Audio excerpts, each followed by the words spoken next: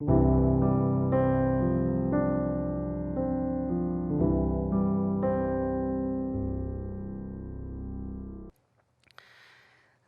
탕감이라는 제목으로 하나님의 말씀 증거하도록 하겠습니다. 그리스도인이라면 누구나 용서를 받아본 적 있습니다. 또한 누군가를 용서해 본 경험이 있습니다. 용서는 좋은 것이고 또 중요한 것임을 우리는 잘 압니다. 그런데 용서만큼 잘 되지 않는 것이 없습니다. 머리로는 알겠는데 가슴까지 내려가는 것이 참 어렵습니다. 그것이 참 중요한 것은 알겠는데 실천하는 것이 참 어려운 것이 용서인 것 같습니다. 이렇게 어렵고 중요한 주제를 제가 설교할 자격이나 있는지나 잘 모르겠으나, 그러나 설교자는 항상 또 자신에게 적용을 하고자 말씀을 묵상하고자 합니다. 또 제가 오늘 여러분들과 이 용서에 관한 주제의 말씀을 오늘 말씀을 통해서 나누고 하나님을 만나는, 저도 하나님을 만나고 여러분도 오늘 예배 시간에 하나님을 만나실 수 있기를 거룩하신 주님의 이름으로 축원드립니다. 오늘 본문에 보면 베드로가 예수님께 용서에 관한 질문합니다. 22절 말씀, 21절, 그때 베드로가 나와 이르되 주여, 형제가 내게 죄를 범하면 죄를 몇 번이나 용서하리까? 라고 예수님에게 질문하였습니다. 그랬더니 예수님이 이렇게 그러면서 베드로가 몇 번이나 용서하리까? 7번까지 용서하리까? 라고 질문하였습니다. 베드로가 참 고마운 것을 알 수 있습니다. 우리가 해야 될 질문을 베드로가 대신 해주었으니 말입니다.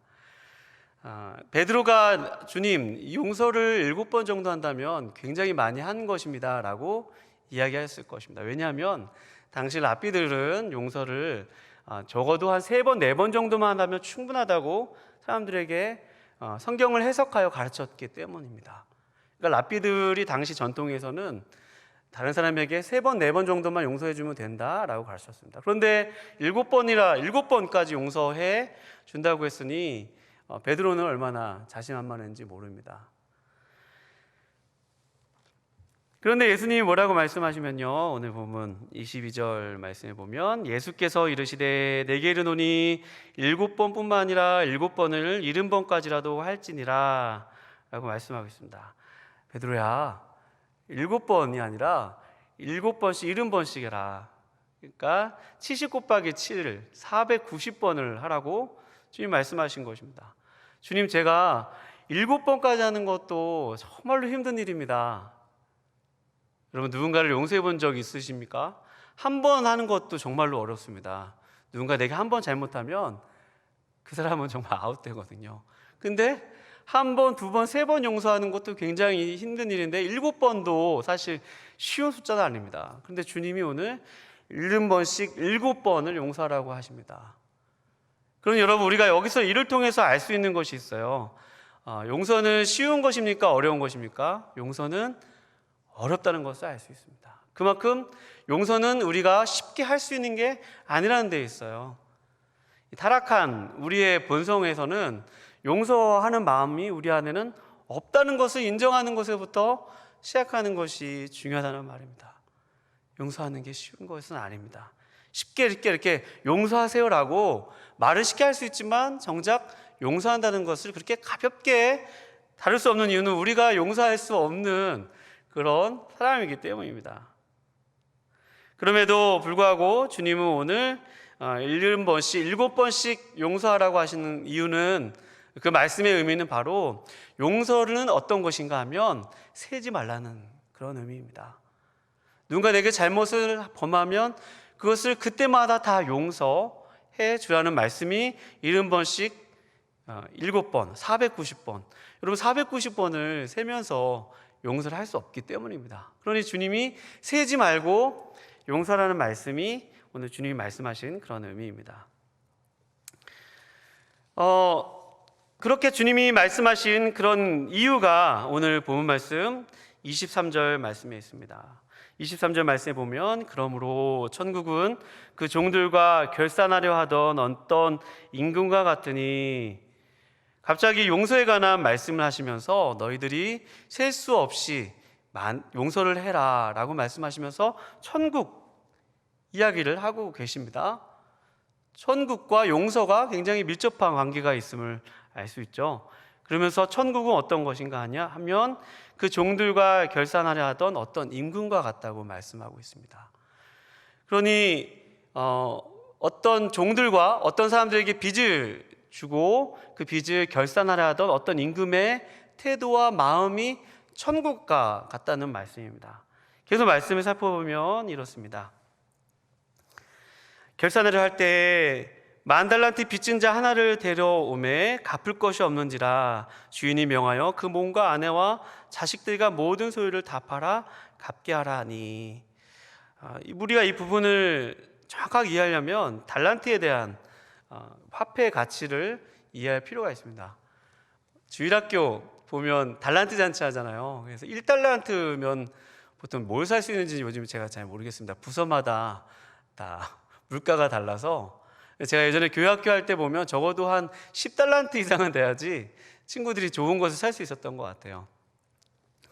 근데 1달란트를 계산하기 위해서 그때의 가치에서 환산하는 것도 있고 오늘날 화폐 가치에서 그것을 책정하는 것을 등가의 법칙이라고 하는데, 어쨌든 1달란트가 중요한 것은 그렇게 적은 금액이 아니라는 데 있습니다.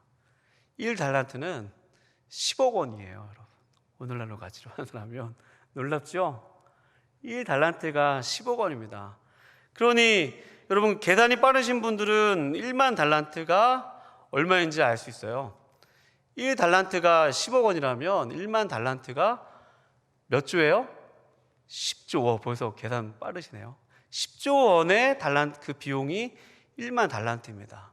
그러니 어떤 사람이 그 어떤 왕에게, 이 왕에게 1만 달란트를 빚졌다는 것은 10조 원을 빚졌다는 말입니다. 이 1만 달란트에 대한 그 역사적 기록이 요세푸스에 아주 명확하게 기록이 되어 있는데요. 요세푸스는 그 당시의 역사를 아주 객관적으로 볼 수 있는 그러한, 우리 성경을 그 1세기 당시의 역사를 참조할 때 꼭 참조하는 문헌이 요세푸스가 쓴 그 역사 자료입니다. 거기에 보면 주전 4년, 그러니까 예수님이 이 말씀하실 때 그 1만 달란트의 그 주전 4년에 유대와 사마리아와 이두메 지역에 1년간 걷어들인 세금의 금액이 600달란트였습니다. 그러니까 지금으로 얘기하면 서울과 경기도와 충청도 세 곳의 큰 지역에 1년 동안 걷어들인 세금이 600달란트였어요. 그러니까 600달란트는 1만 달란트의 16분의 1입니다. 그러니까 어떤 사람이 빚을 지는데 과연 10조 원이라는 빚을 질 수 있을지는 모르겠습니다. 아무리 허랑방탕하게 살고 아무리 사업을 실패해도 10조 원의 빚을 질 수 있을까? 과연 그 빚이, 이 10조 원이라는 빚이 과연 질 수나 있는 금액인가? 모릅니다. 도저히 그러니 갚을 수도 없고 질 수도 없는 금액이 이 1만 달란트의 금액입니다. 그런데 오늘 본문에 보면 그 왕에게 어떤 사람이 이 1만 달란트의 사연은 잘 모르겠으나 1만 달란트의 빚을 진 것입니다. 근데 갚을 것이 없어서 갚을 것이 없어서 주인에게 명하여 그 몸과 아내와 자식들과 모든 소유를 다 팔아 갚게 하라 했는데, 그 종이 엎드려서 제발 그 빚을 탕감하여 주소서 왕에게 부탁했습니다. 그랬더니 왕이 그를 불쌍히 여겨 이르되, 그를 불쌍히 여겼습니다. 그리고 그 빚을 탕감하여 주었습니다.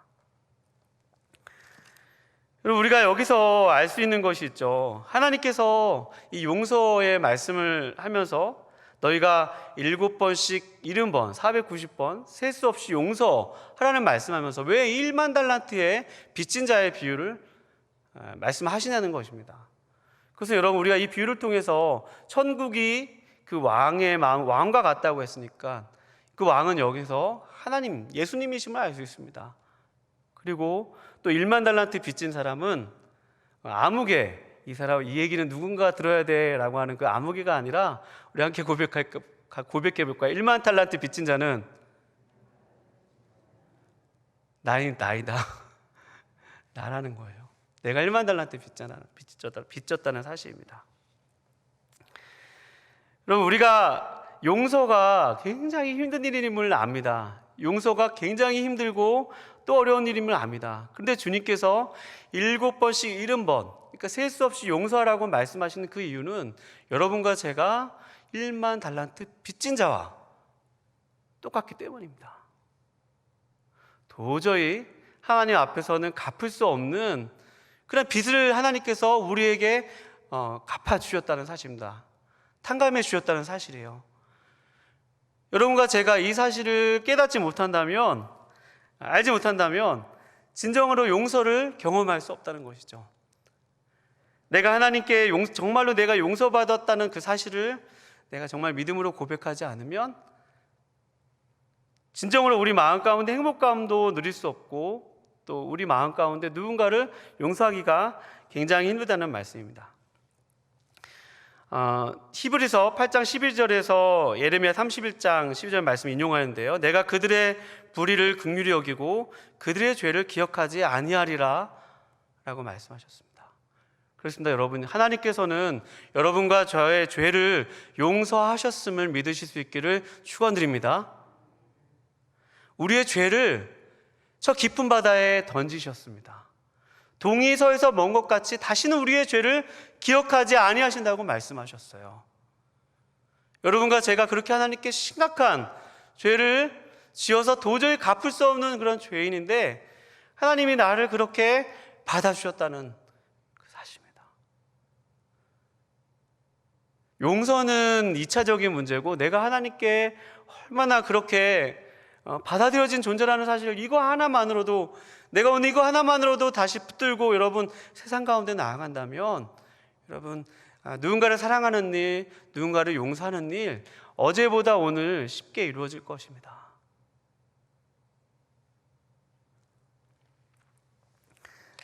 저는 이 말씀을 준비해야 되는 계기가 여러 가지가 있지만 하나님 이제 제 인생을 어떻게 살아야 할까요? 라는 그런 질문을 하나님께 던졌습니다. 하나님, 제가 이렇게 죄가 많고, 하나님 제가 이렇게 연약하고, 하나님 제가 이렇게 음란하고, 하나님 이렇게 제가 누군가를 미워하고, 이렇게 제가 연약하고 모순투성인데 하나님 저 같은 사람 왜 용서해 주셨고 왜 저 같은 사람 부르셨어요?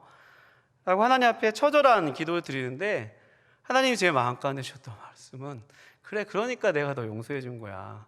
그러니까 내가 너 살려준 거야. 그러니 이제부터는 그 용서를 가지고 살아가도록 하렴. 주님 저에게 그런 말씀을 주셨어요. 근데 더 한 걸음 더 나아가서 나는 내가 누군가에게 용서를 해줘야 된다고 생각을 했는데 생각해보면 나는 항상 내가 피해자라고 생각을 많이 하잖아요, 여러분과 저는. 근데 생각해보면 꼭 내가 누군가에게 피해를 입는 자리에는 있는 것뿐만 아니라 내가 또 누군가에겐 또 나 때문에 힘들어하는 사람이 분명히 있을 수도 있습니다. 그 사람도 나를 용서하는 것 때문에 정말로 기도해야 할 수도 있어요. 그럼 여러분, 나도 누군가에게 용서를 해야 하고 나도 또 누군가에게 용서를 빌어야 되는 상황에 이런 정말 모순이 많은 우리의 삶이라면 여러분 어떻게 하시겠어요? 하나님의 은혜가 아니고서는 여러분과 제가 살아갈 수 없음을 여러분과 제가 뼈저리게 느낄 수밖에 없습니다. 여러분과 저의 인생의 삶의 목적이 무엇이에요? 여러분, 하나님께 받은 그 은혜로서 여러분 살아가실 수 있기를 주님 이름으로 축원드립니다. 제가 무슨 더 거창하게 얘기했겠습니까? 나 같은 사람 이렇게 구원해 주신 그 하나님이시라면 내가 이렇게 하나님께 받은 은혜가 큰데 이 은혜 하나만으로도 살아갈 수 있지 않을까? 이 은혜 하나만이라도? 그런 마음이 많이 들었습니다. 하나님, 나같이 이렇게 부족한 사람을 목회자 삼아주시고 누군가에게 또 하나님의 말씀을 증거해야 되는 이런 자료를 삼아주셨는데 그것만으로도 큰 은혜 아니겠습니까? 나 같은 사람 구원하여 주신 것 큰 은혜일 것입니다. 그러니 여러분과 저의 삶 속에서 하나님의 은혜를 회복하실 수 있기를 주님의 이름으로 축원드립니다. 아니에요, 하나님 저는 이렇게 바르게 살아왔는걸요. 하나님 저는 이렇게 하나님 앞에 남들에게 부끄러울 것 없는 거로 살아왔습니다. 맞아요, 훌륭한 삶이에요. 하나님 그거 무시하지 않으세요. 존중해 주십니다. 그런데 여러분, 그것도 사실이지만 내가 정말 도저히 1만 달란트, 여러분 달란트라는 금액이 그렇게 큰 금액인지 모르셨죠? 달란트 하니까 그냥 달란트 잔치에서의 그런 작은 금액인 줄 아셨죠? 1만 달란트는 우리가 갚을 수 없는 금액이에요. 도저히 갚을 수 없는 금액입니다. 그 갚을 수 없는 금액을 하나님이 우리를 위해서 탕감해 주셨다는 사실입니다. 여러분과 제가 하나님께 그 탕감 받았다는 그 사실을 날마다 되새기실 수 있기를 주님의 이름으로 축원드립니다. 내가 그렇게 하나님께 탕감받은 사람이구나. 그것을 가지고 살아갈 수 있는 것이죠. 그것이 1만 달란트 빚진 자를 말씀하신 이유, 주님이 70번씩 7번씩 용서하라고 하시면서 1만 달란트를 빚진 자를 비유로 말씀하신 그 이유입니다. 우리가 그런 자라는 것이죠. 계속해서 그 비유는 아주 반전이 있습니다. 이렇게 1만 달란트 빚진 사람이 1만 달란트를 빚졌다면 삶의 자리에 가서 좀 여유롭고 넉넉한 삶을 살아야 될 터인데 그렇지 못한다는데 오늘 본문에 비유에 아주 반전이 있습니다. 오늘 본문 말씀 계속해서 보면 28절 한번 다 같이 읽어보겠습니다. 28절 시작. 그 종이 나가서 자기에게 100데나리온 빚진 동료 한 사람을 만나 붙들어 목을 잡고 이르되 빚을 갚으라 하매. 그 종이 나가서 자기에게 100데나리온 빚진 동료 한 사람을 만나 붙들어 목을 잡은, 멱살을 잡은 거예요. 빚을 갚으라는 것입니다. 여러분, 데나리온이라는 화폐 가치는 얼마죠? 1데나리온은 노동자 하루의 품삯입니다. 그러니까 100데나리온은 한 석 달 정도의 임금임을 알 수 있습니다. 여러분, 그런데 이게 또 이 쉬운 것이 아니라 여러분, 한 달 임금도 얼마나 귀합니까? 우리가 한 달 동안 열심히 일해서 피땀을 흘린 이 한 달 임금도 사실 적은 금액은 아닙니다. 석 달의 임금, 그 사람이 느꼈을 때 그렇게 작은 금액은 아닐 것입니다. 그런데 그 사람은 어떤 사람이냐면 1만 달란트를 탕감받은 사람이라는데 중요한 포인트가 있어요.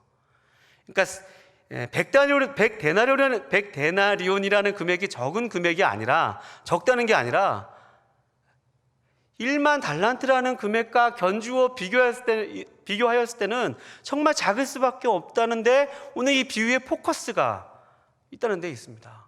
10조 원과 여러분, 연봉이 사람마다 다르니까, 그러니까 월급이 다 다르니까 나의 월급, 세 달치 월급과 10조 원이라는 금액을 한번 견주어 비교해 보시기 바랍니다.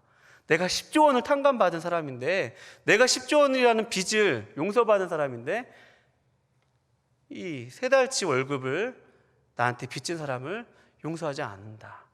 오늘 이 비유에 그 사람이 바로 왕에게 1만 달란트 빚진 사람이었습니다. 그 동료가 엎드려 간구합니다. 나에게 참아주소서 갚으리이다 했더니 허락하지 아니하고 이에 가서 그가 빚을 갚도록 옥에 가두었습니다. 그리고 그 동료들이 그것을 보고 몹시 딱하게 여겨서 주인에게 가서 그 일을 다 알렸습니다.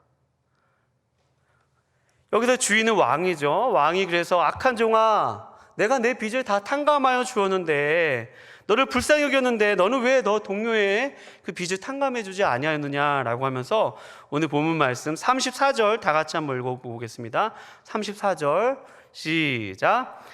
주인이 노하여 그 빚을 다 갚도록 그를 옥졸들에게 넘기니라. 여기 옥졸들이라는데 주목하곤 합니다. 옥졸들은 단순히 그 감옥의 그 죄수들을 지킨 사람이 옥졸은 아니고요. 그것은 굉장히 일차적인, 단편적인 그런 번역이고, 원어적인 의미는 이 옥졸은 감옥에서 신문하는 사람입니다. 영화 같은 데 보면 감옥에 들어온 사람들, 신문하는 사람들 있잖아요. 매질을 하고 고문을 하고 인권을 유린하면서 막 이렇게 모지게 고문하는 사람이 바로 옥졸입니다. 그럼 여러분, 우리가 1만 달란트의 그런 빚을 탕감받았음에도 불구하고 우리가 누군가의 그런 빚을 탕감해 주지 않으면 우리가 마치 이렇게 옥졸에게 넘겨지듯이 우리 삶 가운데 그런 고통이 있다는 거예요. 우리가 신문을 당하고 비판을 당하고 우리 안에 찌름과 같이 채찍질을 당하는 것 같은 그런 고통이 우리 안에 찾아온다는 것을 알 수 있습니다. 그러므로 주님이 말씀하세요. 우리 35절 다 함께 읽어보겠습니다. 35절 다 같이 시작. 너희가 각각 마음으로부터 형제를 용서하지 아니하면 나의 하늘 아버지께서도 너희에게 이와 같이 하시리라. 아멘. 저는 여러분 이 말씀이 저에게는 큰 위로가 되고 오히려 소망이 되었습니다. 왜냐하면 제가 큰 죄인이었기 때문이에요. 근데 하나님이 나의 삶이 다시 하나님 앞에 받아들여지고 또 하나님이 나를 보실 때 귀하게 여기시는 것은 결국 내가 1만 달란트 빚진 자라는 사실을 알고 삶 속에서 그 은혜로 살아갈 때 하나님도 저를 용서해 준다는 사실이 참 저에게는 소망처럼 다가왔습니다. 그리고 또 우리 삶 가운데 용서하지 못했던 그러한 부분들이 있을 것입니다. 여러분과 제가 누군가를 용서하지 않는다면 우리 마음속에 이 옥졸에게 넘겨지듯이 우리 삶 속에 어려움이 있다는 것입니다. 마음에 큰 부담이 있고 짐이 있는 것을 알 수 있습니다. 그러나 여러분과 저에게 오늘 말씀은 너무나도 분명하고 단순합니다. 여러분과 제가 1만 달란트 빚진 자라면 용서가 힘든 일이고 또 어려운 일이고 또 쉽게 할 수 없는 일이지만, 그런데 우리에게 이미 용서의 길이 나여 있었고 또 내가 그 빚을 탕감받은 사람이라면 여러분과 제가 혹시 어제부터 누군가 용서하지 못하고 있는 그런 사람이 있다면 여러분 그 빚을 조금씩 탕감해 주실 수 있기를 주님의 이름으로 축원드립니다. 탕감해 주실 수 있기를 축원드립니다. 말씀을 맺겠습니다. 여러분과 제가 하나님의 그 용서를 삶 속에서 받아 누렸으면 좋겠습니다. 하나님의 용서를 내가 1만 달란트 빚진 자인데 하나님께 이렇게 큰 은혜를 받은 사람인데 내가 삶 속에서 그 은혜 속에서 살고 그 은혜를 가지고 누군가의 나한테 진 빚을 탕감해 주는 사람으로, 용서해 주는 사람으로 하나님 평생을 살겠습니다. 하나님, 그렇게 여러분과 제가 오늘 이 주님 말씀을 새롭게 듣고 하나님의 뜻임을 알고 저희 삶 속에서 나도 누군가에게 용서를 빌어야 되고 또 나도 누군가를 용서해 줘야 될 일이 있다면 오늘 1만 달란트 빚진 자의 비유가 여러분과 저에게 오늘 주님께서 주시는 그 말씀임을 알고 도전임을 알고 오늘 그 말씀을 붙들고 기도하며 삶 속에서 주님의 용서를 체험하며 하나님의 은혜와 천국을 누리시면서 살아가실 수 있기를 거룩하신 주님의 이름으로 축원드립니다. 기도하시겠습니다. 하나님, 그렇습니다. 저는 도저히 하나님께 빚을 다 갚을 수 없는 죄인이었습니다. 하나님, 이 사실을 잊고 살 때가 참 많습니다. 하나님, 날마다 이 사실을 잊지 않게 하여 주시고 하나님, 그 은혜를 가지고 평생 하나님 용서하지 못했던 사람도 조금씩 내가 붙들었던 그런 손의 멱살도 조금씩 풀고 언젠가 그 은혜가 나한테 진정성 있게 다가오고 또 탕감해 주는 그런 삶을 살아갈 수 있도록 주님 도와주시옵소서. 하나님, 나의 삶 속에서 그 하나님의 뜻이 이루어지기 원합니다. 내가 하나님의 뜻을 행하며 살아갈 수 있도록 주님 도와주시옵소서. 감사해 드리오며 거룩하신 예수님의 이름으로 기도하옵나이다. 아멘.